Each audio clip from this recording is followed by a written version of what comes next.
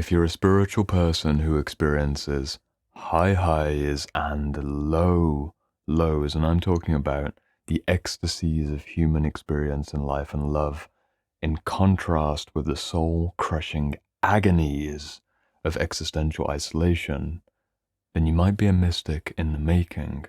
Of course, you might also have a dysregulated nervous system and an ungrounded sense of reality because of unresolved childhood trauma, but trauma and mysticism go hand in hand like coffee and dark chocolate, because the psychology of mysticism, in essence, is the study of the peaks and the lassitudes of human experience and the predictable patterns in between. It's an attempt to understand what happens when spiritual intelligence is opened up and dialed up all the way to 11 and then tuned down all the way to 1. It's an attempt to understand the path of wounding and healing, and for any genuine spiritual seeker, or anyone who experiences those high highs and those low lows, it's an unavoidable area of study. In this episode of Inner Work Essentials, I'm going to be introducing you to the marvelous world of mysticism, and this rare book, this 1911 original publishing by Evelynn Underhill, this classic study of the mystical, Western mystical path. I've actually got the 1942 edition right here. It's got a lot to bring forwards. It's got a lot of gems, but how do we sort through all of the noise to get to the practical application of what is by definition a very difficult to define area of human experience? Before diving into my introductory quote from this book, I'd like to remind you that there is no avoiding the dark night of the soul, depths of depression experience when you're on the mystic path, but there's also a very high likelihood that if you are on the mystic path, then you can reasonably predict to have at least some level of illumination and inner revelation and a working, living, loving relationship with God, whatever your understanding of God might be. There really is no avoiding the highs and the lows and the spiral in between, because mysticism, by definition, is something which is expanding our consciousness. And you have to expand in both directions. You can't just get one side without the other side. But what is mysticism? Evelynn Underhill explains in her wonderful, proper, early 20th century language, and I want to read many quotes for you from this book in full because she has such a beautiful tongue. Let me read from the book. What is mysticism? From the introduction. Those who use the term mysticism are bound in self-defense to explain what they mean by it. Broadly speaking, I understand it to be the expression of the innate tendency of the human spirit towards complete harmony with the transcendental order, whatever be the theological formula under which that order is understood. This tendency in great mystics gradually captures the whole field of consciousness. It dominates their life, and in the experience called mystic union, attains its end, whether that end be the God of Christianity, the world soul of pantheism, the absolute of philosophy, the desire to attain it, and the movement towards it, doing so well there, so long as this is a genuine life process and not an intellectual speculation, is the proper subject of mysticism. I believe, final sentence, I believe this movement to represent the true line of development of the highest form of human consciousness. I'm going to skip straight to another unexpected book to follow up that quote, and this is Ken Wilber's Religion of Tomorrow, which sneak preview is actually the next episode in Inner Work Essentials, because it's almost like I've structured all 52 episodes with a linear progression of education. Actually, it's two spirals, they go back on each other, but that's beside the point. What is the mystic path? Ken Wilber quotes, Evelynn Underhill maintained that all Western mystics go through the same 4 or 5 major stages. After an initial awakening experience, there is gross purification, subtle illumination, causal dark night, and infinite abyss. and ultimate non-dual unity. So there we have initial awakening experience, gross purification, subtle illumination, the dark night of the soul, and then the opening to a non-dual union with God. In simple language, that basically means you have a spiritual awakening, you have a moment of revelation, there's a moment of opening. This is usually a lot of trauma for most people on the mystic path, but this can also be a beautiful moment of meditative illumination. You might hear something, you might see something. You then go into a period of gross purification, otherwise known as the burning zone, the burning away of the trauma, the opening up, the spaciousness of the soul. This is the metaphor which I've referred to multiple times in this series of the pipe which is clogged up. The purification process is the unclogging of that pipe, metaphorically speaking, so that you can receive in more information. And of course, when you start to intuitively receive more information, you not only receive the positive, but also the negative. You receive the light and the dark. It is as if the saturation of the world, that dial of the world, is turned all the way up. And subjectively speaking, that's an experience of seeing the light, but it's also an experience of noticing just how dark the dark goes. And for people who aren't experienced in the dark, they enter into a dark night of the soul, and they may spend many months there. John Weir Perry, who's a transpersonal psychologist, has a wonderful book to support you in this process. I'm going to hold it up right now. Right there. Trials of the Visionary Mind. This is a book about the spiritual renewal process through the dark night of the soul, and basically speaks to someone who's gone through that initial awakening experience, has seen the light, has seen the dark, is swimming in the dark, and they've yet to emerge to that other end where they start to have more non-dual unification experiences in both the magical sense, but also the practical sense of living feet on the earth with a relationship to God in themselves and the world around them. But that's going off on a tangent. I highly recommend this book for anyone who's in that dark night period, and know that it is a temporary period.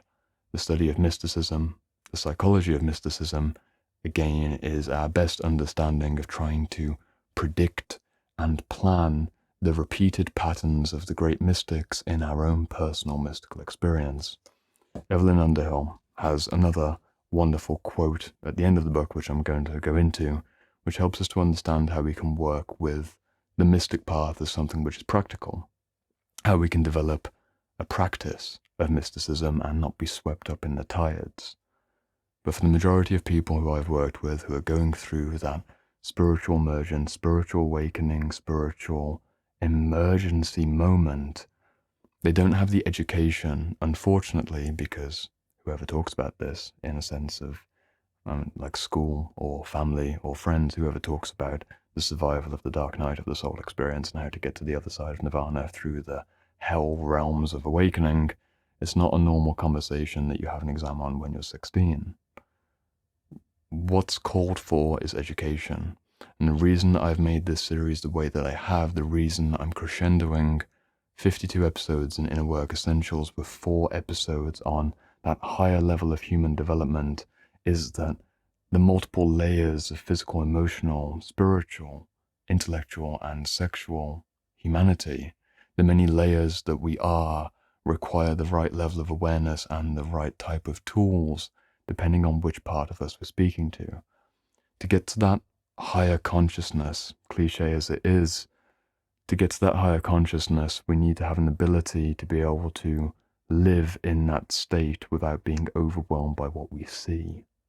We need to have guidance and hopefully good stories and good maps of meaning around what it is like to be at those higher levels. And this means the higher level, paradoxically, which is also a feeling of death and a feeling of darkness and a feeling of decay.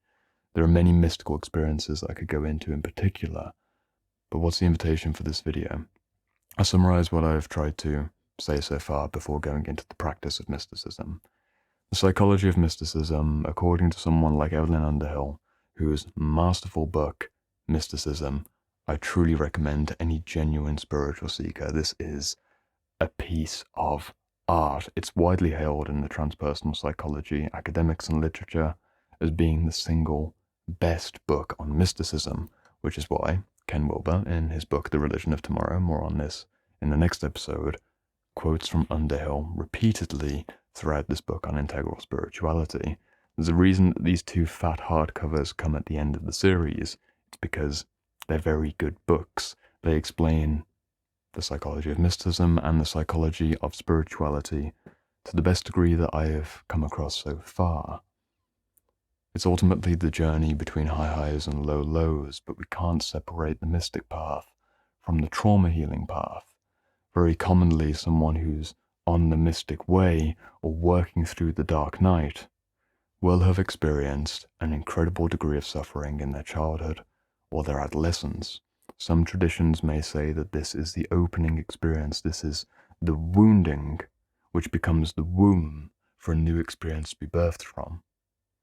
It's quite a dramatic perspective. Sometimes I agree with it and sometimes I don't, because then we go into a realm that people typically slide into in regards to why do we experience trauma? Why does God allow evil things to happen? Why does suffering exist on this planet? Is it just so that we can learn lessons and become wounded healers who then go and share our light with the world because we know what it means to have experienced the dark? Maybe. It might also just be blind, bad luck. Maybe we're born into a family that didn't have the resources or the emotional capacity to be able to care for our soul in the way that we required and ultimately desired. It's not for me to try and say what is right and what is wrong and what is the ultimate reason for suffering on Earth. But these are questions which naturally appear at certain moments along that mystic path. But how can we get further on the path, and how can we ground down all of that intensity to something which is a little bit more predictable? Evelynn Underhill has a wonderful invitation, and it might be quite shocking, because it's something which you've heard me speak about, but very few people speak about when they're in that spiritual stage of awakening and illumination. And the rain just started to pour outside, so if you hear the rain coming down, we're in the middle of thunderstorms in the UK, and maybe we'll be struck by lightning and it'll be a fantastic video, but I highly doubt it. You might just hear a little bit of rain noise. Back to the book, a quote from Evelynn Underhill about mystic revelation and how to receive mystic revelation in a way where you can work with it. Might not be what you expect. Quote, "It is true that he sometimes seems to spring abruptly to the heights." So he is, of course, the dated language. It could be he or she. I'm going to read from the book as if, it's her words, but the mystic person, that's who she's referring to. "It is true that he sometimes seems to spring abruptly to the heights, to be caught into ecstasy without previous preparation, as a poet may startle the world by a sudden masterpiece. But unless they be backed by discipline, these sudden and isolated flashes of inspiration will not long avail for the production of great works." The quote continues, "Transcendental genius, then, obeys the laws which govern all other forms of genius, in being susceptible of culture, and indeed cannot develop its full powers without an educative process of some kind." I'll emphasize that. Mysticism can't develop its full powers without an educative process of some kind. Mysticism can't develop its full powers without learning more about what mysticism and the higher levels of human consciousness actually look like. Very much think Evelynn Underhill would be a fan of Inner Work Essentials. Maybe that's being a bit grandiose, but I'm sure she'd appreciate what we're doing here and the attention you're giving to these kind of topics. Quote continues here, and this is something which mystics typically, or the aspiring mystic, or someone who's a pseudo-mystic and feeling a bit grandiose does not want to hear. "This strange art of contemplation, which the mystic tends to practice during the whole of his career, which develops step by step with his vision and his love, demands of the self which undertakes it the same hard, dull work, the same slow training of the will which lies behind all supreme achievement and is the price of true liberty. Evelynn Underhill, in essence, is inviting you to be quiet and do the work consistently for multiple years.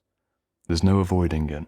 The reason why Underhill's work is so marvelous is not only her sense of language and her sense of beauty and her sense of rigorousness in her studies, but she really captures the essence of what it means to be on that journey and looks at the historical examples of people like Saint Teresa or Meister Eckhart or Jacob Boehme or the major Christian mystics. Again, this is a 1911 original book. This actually, as I said, this is a 1942 version, but it was written in 1911. It's not Eastern, it's Western. But if you look at the Eastern path and compare it to the Western path, you'll see the same patterns again and again. It's what Ken Wilber drew our attention to. The initial awakening, the period of purification, the dark night of the soul, and then gradually, as the spiral returns, we get towards a lighter feeling of life once more. This is the spiral that goes to illumination and then burns through purification, and then we're in the darkness, and the darkness gradually gives forwards to a higher level of illumination, and then guess what? Back to the darkness, back to the illumination, back to the darkness. If you don't have the temperament or the willingness to put in the contemplative hours, to have a meditation practice, a journaling practice, and even be willing to go through experiences based on my own personal bias, maybe this doesn't work for you, something which worked for me. If you don't have the willingness and the grit to do something like extended fasting or extended meditation retreats, or maybe doing an extended research effort into what it means to be in the mystic mindset and what it truly means to be spiritual but not religious, non-dogmatic but still very open, then you're not really going to receive as much as you could. Poetically speaking, if the angels send out love letters and you are fortunate enough to receive one on the wind, is the angel going to send more or less love letters? Are they going to create more or less opportunities for you to receive information? If you take that one love letter, have a furious flurry of ecstatic wonder, and then get depressed a week later when you're not receiving another one? Or are they going to be a little bit more inclined towards working with you in the future if you take the message, read it, and go, that's really revealing quite a lot about my shadows, and I actually do need to heal that. But also, wow, look at the wonder of God, and maybe I do have a purpose in this world. And then you're willing to spend 6 months enacting what you received. It's the same as a psychedelic journey. I don't advocate for psychedelic journeys. I'm personally a fan of the sober path. I think it's more interesting to see what you can do with a continual waking state rather than lapsing yourself with things outside of yourself. But the sober path of mysticism is the same as that initial moment of revelation in regards to having the discipline and the devotion to doing the work which is being given to you. If you've received a message 5 years ago that you're here on earth to do a certain thing, and you're still not doing that certain thing, why do you think you're not receiving any more messages? It's just something to consider. The mystic way is not a way of jubilant skipping along a golden road towards God. It's actually a lot of sitting still, working with your soul, doing the inner work, going on that introspective inner pilgrimage, and being willing to, I suppose I'll put it in both extremes, being willing to suffer in silence and also celebrate in silence, knowing that both experiences are ultimately emotional flashes which will naturally fall aside as you get to a higher level along the path. If you go into the theosophical tradition, which is what we're going to be finishing off this series with, episodes 51 and 52 are going to be looking at Alice Bailey and her most powerful works, you'll see that these emotions of high highs and low lows naturally fall away. But they won't fall away without the trauma healing, which again is what this series is about. If you combine these two threads of mystic dedication, mystic devotion, spiritual, forthright energy, like I'm going to do this, and I'm going to do it quietly and patiently for many years, in addition to the practical trauma work of releasing the blockages from your body, doing the parts work and looking back to family of origin nightmares, as hard as they might be, purifying your body like the mystic path with quitting drugs, quitting drink, quitting toxic relationships, not in the extreme way that maybe you might be tempted to of cutting out the world and burning all the bridges. Maybe do that. Maybe that works for you. Who am I to tell you what to do with your life? But the purification process, which is still controlled, burning away the parts which no longer serve, you will open up, and you will continue to open up to more intuitive possibility. The Psychology of Mysticism and the invitation for this video is to study, and it's to work, and it's to have a sense of devotion towards your spiritual intelligence, which can't be replaced by ecstasy or agony, because those are emotions, not the process. They are outcomes and symptoms and flashes in the dark or moments of darkness in the sea of light that you swim in for those moments of complete godly wonder and awe. But they're not the process itself. The process is the spiral between the two. And if you're willing to walk that path, just allow that spaciousness that you will indeed be always forever moving between the two. And my personal recommendation is that if you've received your love letter from the angels, metaphorically speaking, be willing to orient your life in such a way where you fulfill that blessing of a communication. You may suspect that I've received something similar, not in that language of angels, but a certain knowing, a certain I should probably use my life for this purpose kind of moment. That's applied vision. That is applied mysticism. It's my invitation because I think it works. And ultimately, the measure of the mystic is the degree to which they can love themselves and love the world that they are here to engage with and hopefully give back to. In the next episode of Inner Work Essentials, we're going to be continuing this thread even deeper. We're going to be looking at the religion of tomorrow and what integral spirituality means. Hopefully that's the right way up. I don't think it is the right way up, but we're going to be exploring this video. Ken Wilber, Integral Spirituality, all the way over here, just one click away. It's a natural follow-on from this video, and it's going to be a hell of a lot of fun. I'll see you over there.